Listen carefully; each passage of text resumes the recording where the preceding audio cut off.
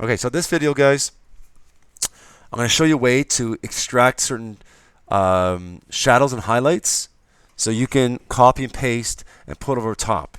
Okay, so I was just explaining the blending mode where you can click a layer and say you can multiply.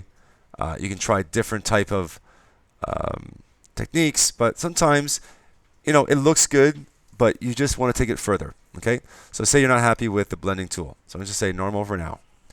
Here's a trick. Grab your base image. Okay, there are shadows and highlights that you want to grab. I am going to go to my color range. Okay, with the color range, I'm going to select, in this case, some values here, some shadows, and I'm going to tell the image to pick up on those shadows. Okay. Now, what I could have done in retrospect, I'm just going to go back one step, is I'm just going to lasso the area that I want to focus on, which is the shadows right over here.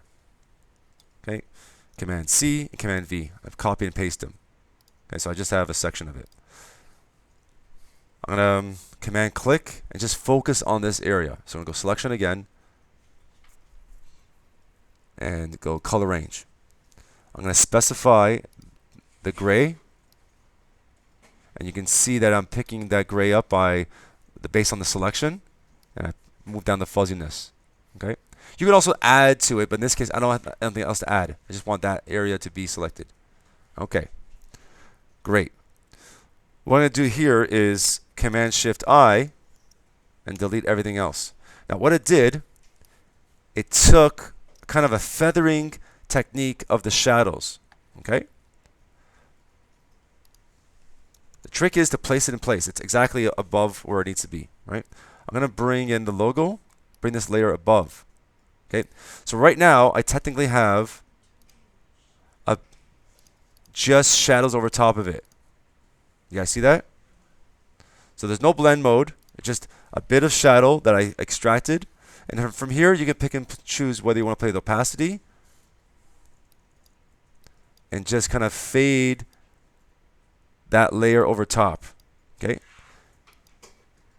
Here you might want to play with multiply. Oh, not multiply, sorry. Not screen. Maybe I'll just leave it alone. Okay. Now technically, if you get your eraser tool and you play with your brush size, if I'm on this layer, and you can actually play with your brush opacity and flow. So it actually would eat some of those pixels. Did you guys see what just happened there? I'm actually just eating away, and if you play with the opacity and flow, it would just slowly eat at those pixels of those shadows that you copied and pasted on top.